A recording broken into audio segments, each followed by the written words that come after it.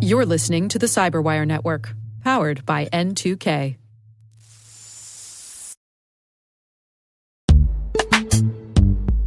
Looking for ways to reach leaders and decision makers? The CyberWire reaches over 50,000 readers and over 250,000 unique listeners each week, making us the largest B2B cybersecurity podcast network. Feature your brand with the source that top security leaders choose. Start filling your funnel today by visiting thecyberwire.com/sponsorship. That's thecyberwire.com/sponsorship.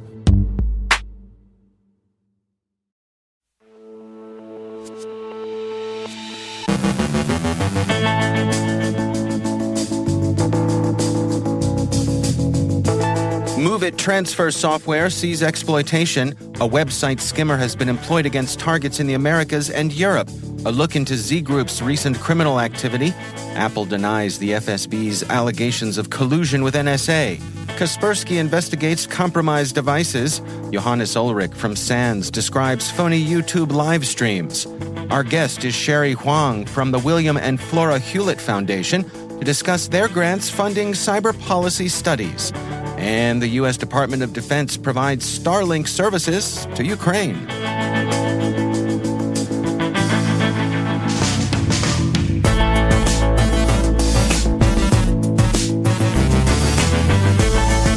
I'm Dave Bittner with your CyberWire Intel briefing for Friday, June 2nd, 2023.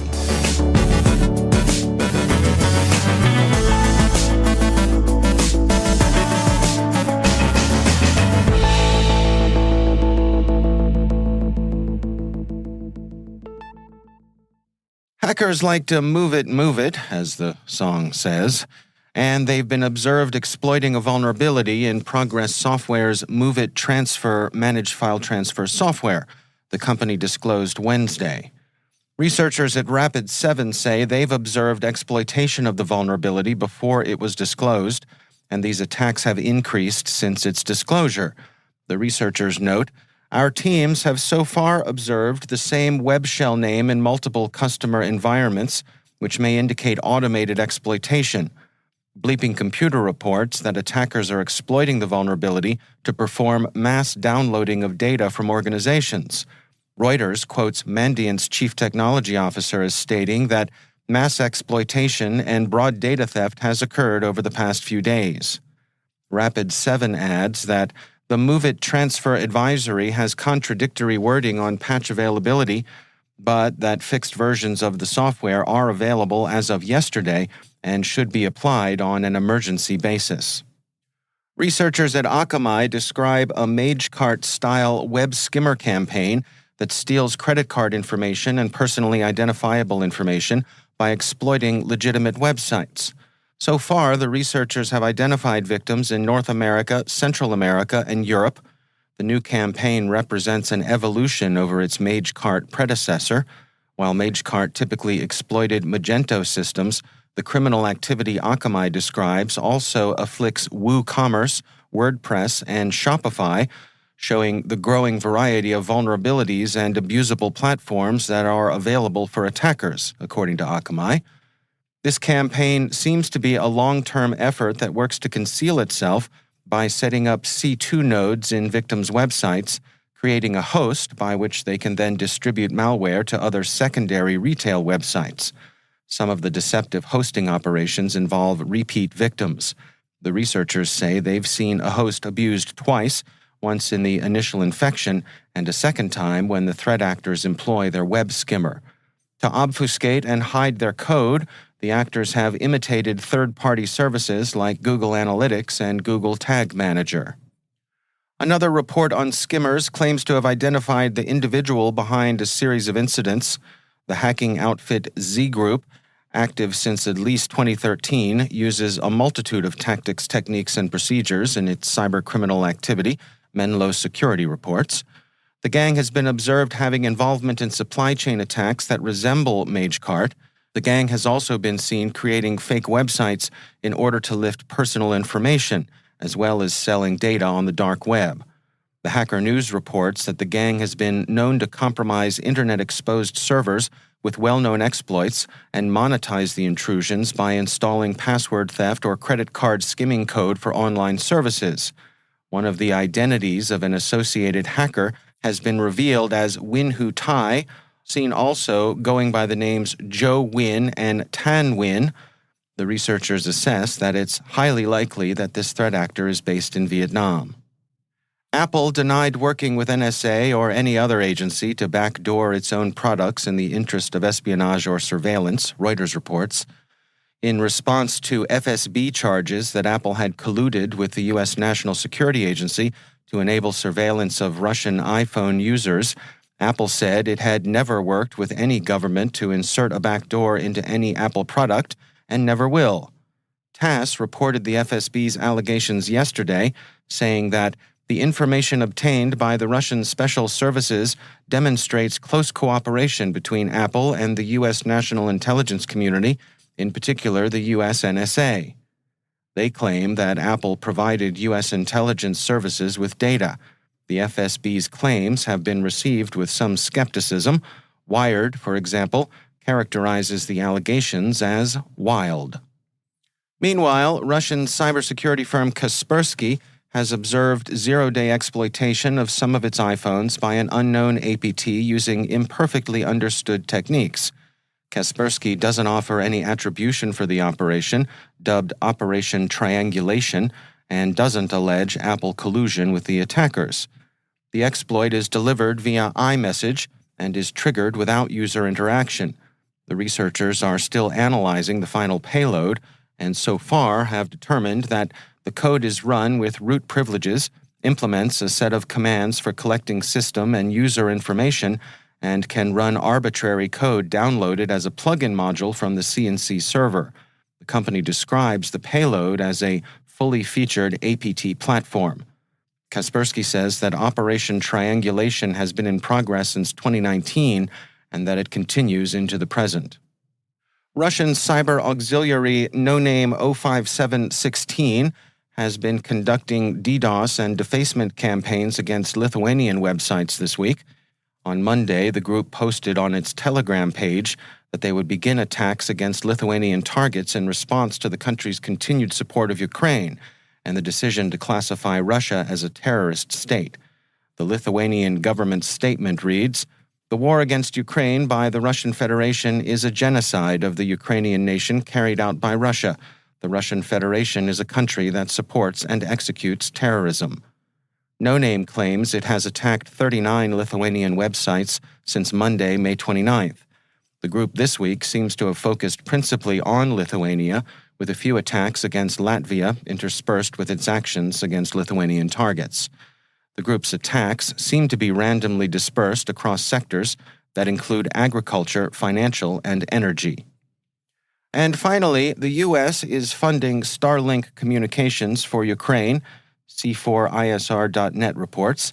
Because of the sensitivity of the nature of the services provided, the Department of Defense provided no information on their cost, duration, or coverage.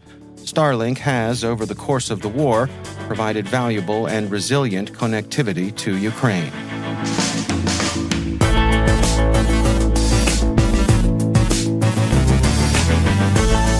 Coming up after the break, Johannes Ulrich from SANS describes phony YouTube live streams. Our guest is Sherry Huang from the William and Flora Hewlett Foundation to discuss their grants funding cyber policy studies. Stay with us.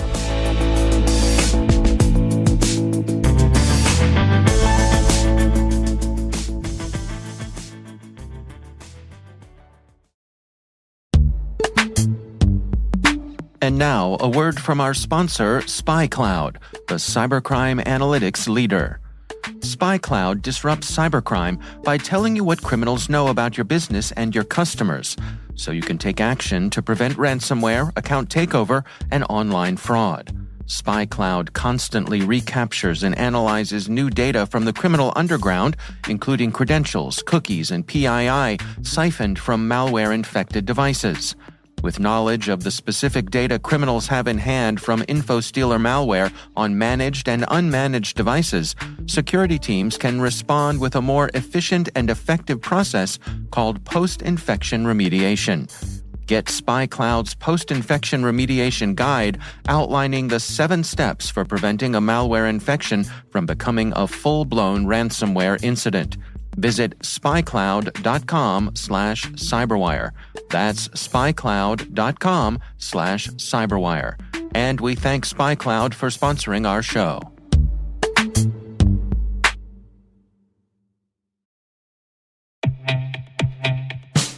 Tired of cybersecurity mega conferences? MWise is different. With a focused agenda and targeted problem solving, MWise is where security's best go to get better. From September 18th through the 20th in Washington, D.C., you'll join a special community of security's sharpest minds, hear perspectives you might not get anywhere else, and reach a new level of mastery that'll prepare you for what's next. Register early and save at mwise.mandiant.com/conf23. That's mwise.mandiant.com/conf23.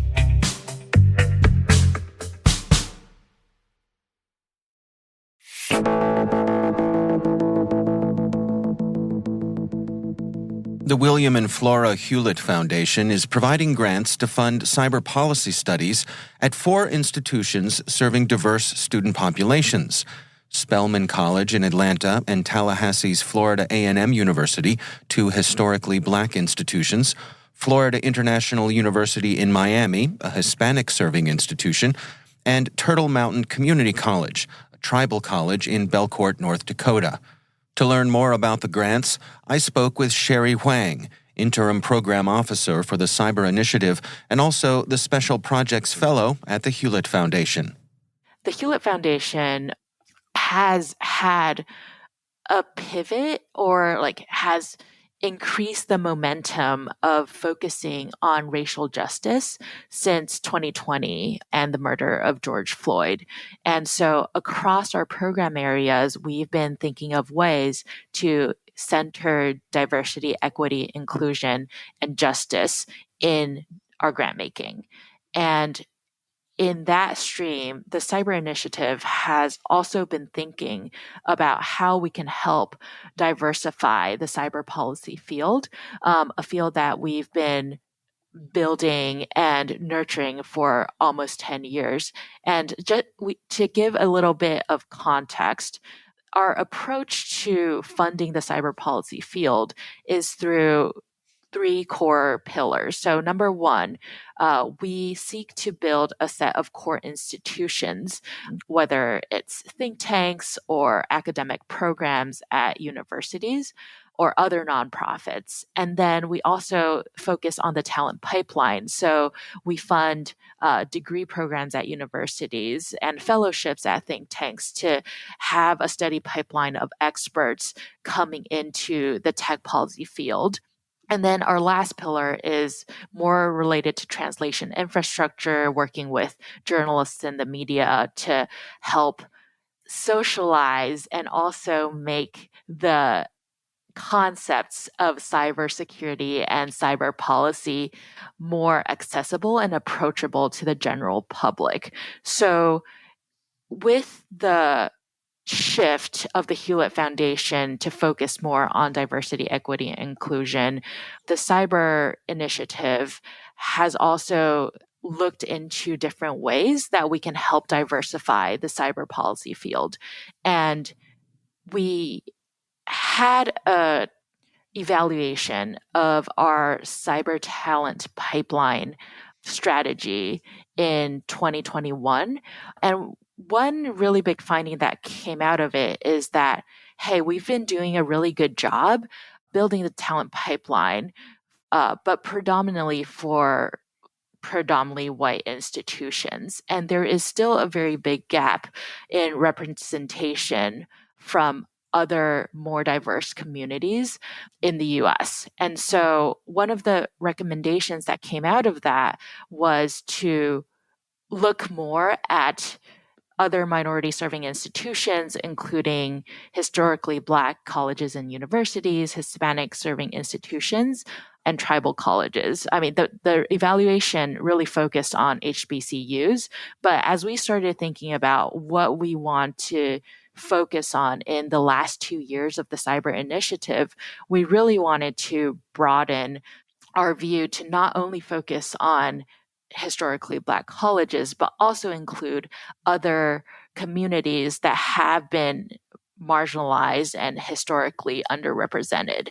And so for our round of grant making, we decided in the end to fund 2 HBCUs, 1 Hispanic serving institution, and 1 tribal college. And they are Florida A&M University and Spelman College. These are our 2 HBCUs. Florida International University, this is our Hispanic serving institution, and Turtle Mountain Community College, that is based 2.5 hours outside of Minot, North Dakota, and that is our tribal college.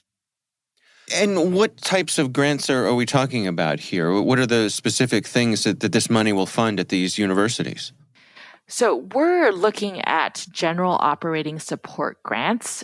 For those who aren't as familiar with philanthropy, a lot of funders, they give project grants, which are often tied to a specific project that they are interested in or a specific issue area that they're interested in. From the Hewlett end, we are working to give more general operating support grants that basically gives our grantee partners a lump sum, and they can decide what they want to do with it as long as it's for a charitable purpose. Through general operating support grants, our grantee partners, they can build whether it's a new degree program at their university or a brand new cyber policy center. They can decide to use those funds to hire more faculty, to give scholarships or fellowships to their students. Basically, anything they want to do that will help build a talent pipeline of students through an interdisciplinary program is what we're looking for. And how do you measure success? What sort of feedback do you get from these institutions to report back on what they're doing? That's a really good question. I would say the measure of success, number 1, is whether they have been able to create a formalized program. So some of these institutions, they currently already have existing cyber policy programs, and our funds will just help them grow it and expand it even more. Other institutions, they currently do not have a cyber policy focused program. So they're going to build it from scratch. So I would say the first measure of success would be, is there a formal program in a couple of years? Number 2, I would say the capacity is very important for like all sorts of institutions. And one thing that we've learned from interviewing like more than 20 experts and partners in the field is that oftentimes for minority serving institutions or like non-predominantly white institutions, there is a shortage of capacity, especially at the mid-level faculty level. And so the second measure of success would be whether these institutions have been able to use our funds to build more institutional capacity so that their faculty aren't overstretched. They have time and space to really focus on working with their students and working on the research areas that they care about and see as important for the field. Number 3, I would say the last measure of success is more long-term and whether these programs are able to continue. So oftentimes we see initiatives where a funder comes in and once the funding period is over, the institution itself isn't able to attract more long-term sustainable funding, and then that program just peters out. And that is the last thing we want to see. So from the start, we've been working with our grantee partners on how to think about what happens after the end of the Hewlett funding period. So do they have strategies and plans in place to cultivate independent revenue streams that would allow them to sustain this program beyond Hewlett support? And I think this conversation, we have already launched it, and it's an ongoing conversation because we really want to see these efforts sustain. And just one thing I forgot to mention is that our ultimate goal is to see these first 4 grantees as anchor grantees, and hopefully they will inspire more minority serving institutions or other institutions that have a large body of historically diverse communities as their students to start thinking about, hey, whether cyber policy and tech policy is a program area that I want to start offering at my school. Like, do I want to start focusing on this at the institution level as well? So we really hope that they are the initial start, but that their impact and their work can inspire more work across the country and also globally. That's Sherry Huang from the Hewlett Foundation.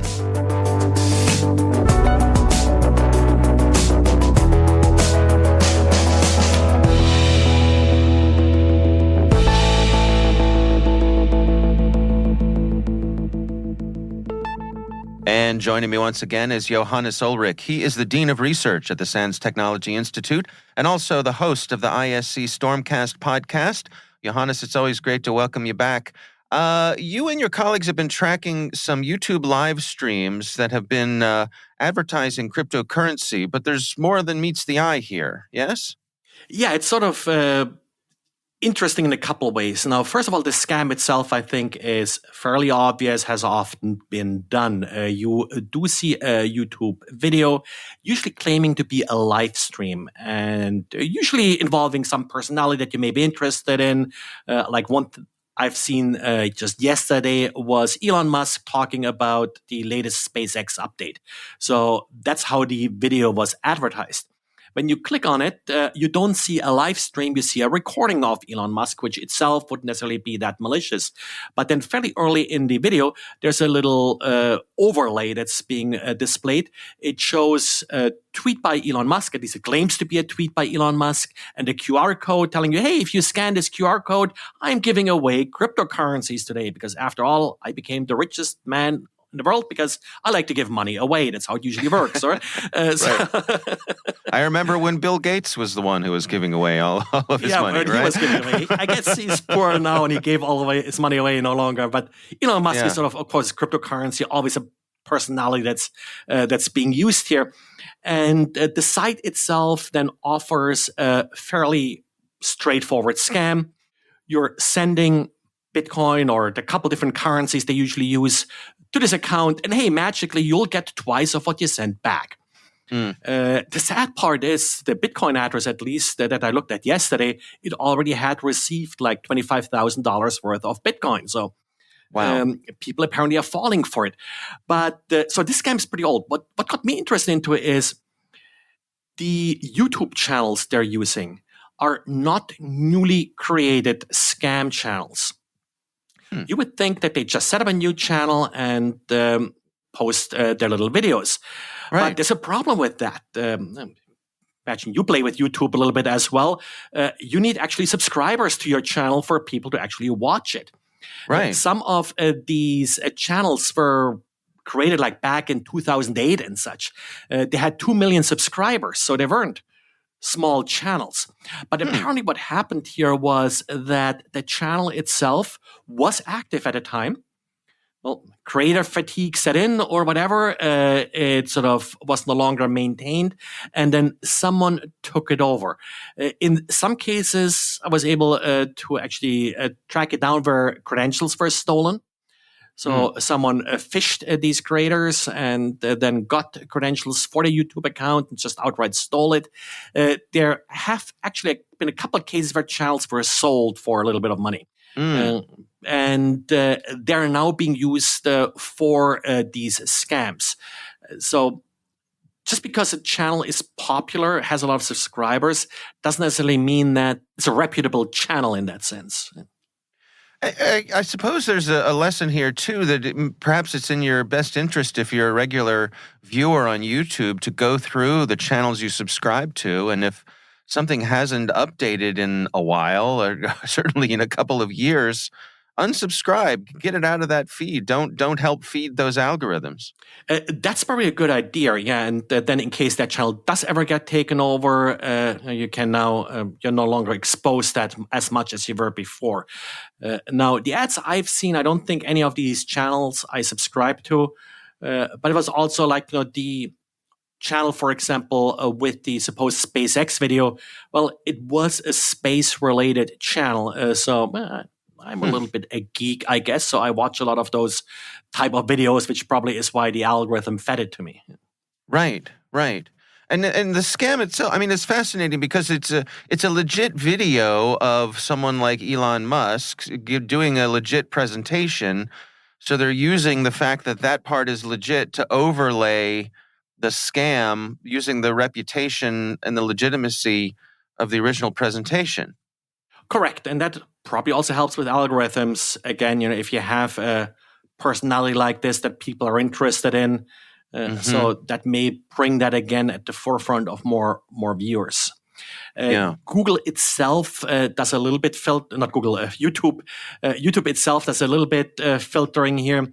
There is a lot of talk also in the sort of creator community about whether or not you're allowed to use swear words in the first 10 seconds of the video, because that's apparently sort of what YouTube is reviewing when they're sort of seeing some videos that are all of a sudden very popular and such.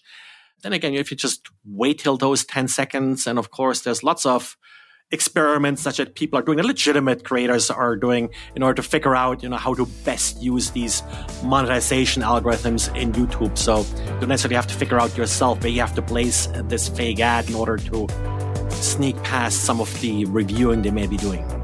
Yeah. All right. Well, something to keep an eye out for. Johannes Ulrich, thanks for joining us.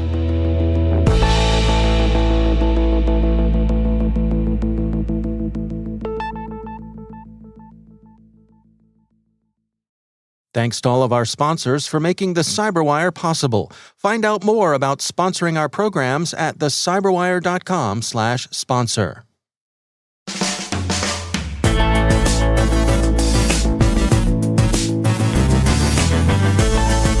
And that's the CyberWire. For links to all of today's stories, check out our daily briefing at thecyberwire.com. Be sure to check out this weekend's Research Saturday, my conversation with Bridget O'Gorman from Symantec. We're talking about Lancefly. A group uses custom backdoors to target orgs in government, aviation, and other sectors. That's Research Saturday. Check it out. We'd love to know what you think of this podcast. You can email us at cyberwire@n2k.com. Your feedback helps us ensure we're delivering the information and insights that help keep you a step ahead in the rapidly changing world of cybersecurity. We're privileged that N2K and podcasts like the CyberWire are part of the daily intelligence routine of many of the most influential leaders and operators in the public and private sector, as well as the critical security teams supporting the Fortune 500 and many of the world's preeminent intelligence and law enforcement agencies. N2K Strategic Workforce Intelligence optimizes the value of your biggest investment, your people. We make you smarter about your team while making your team smarter. Learn more at n2k.com. This episode was produced by Liz Irvin and senior producer Jennifer Iben. Our mixer is Trey Hester, with original music by Elliot Peltzman. The show was written by Rachel Gelfin. Our executive editor is Peter Kilpie, and I'm Dave Bittner. Thanks for listening. We'll see you back here next week.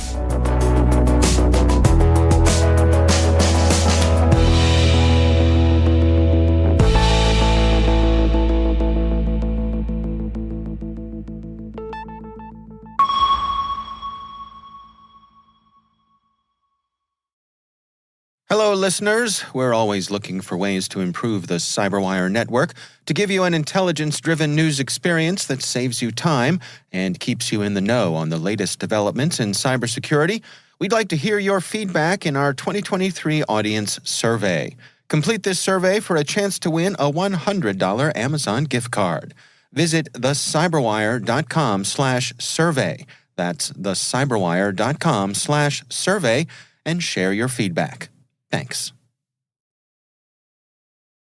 Never miss a thing with CyberWire Pro. Stay cyber aware by getting access to all our public podcasts ad-free, as well as our exclusive CyberWire Pro podcasts, briefing, articles, and events by becoming a CyberWire Pro subscriber. Get actionable reporting, analysis, and insights on global events occurring in the cybersecurity industry at your fingertips. Visit thecyberwire.com/pro to subscribe today.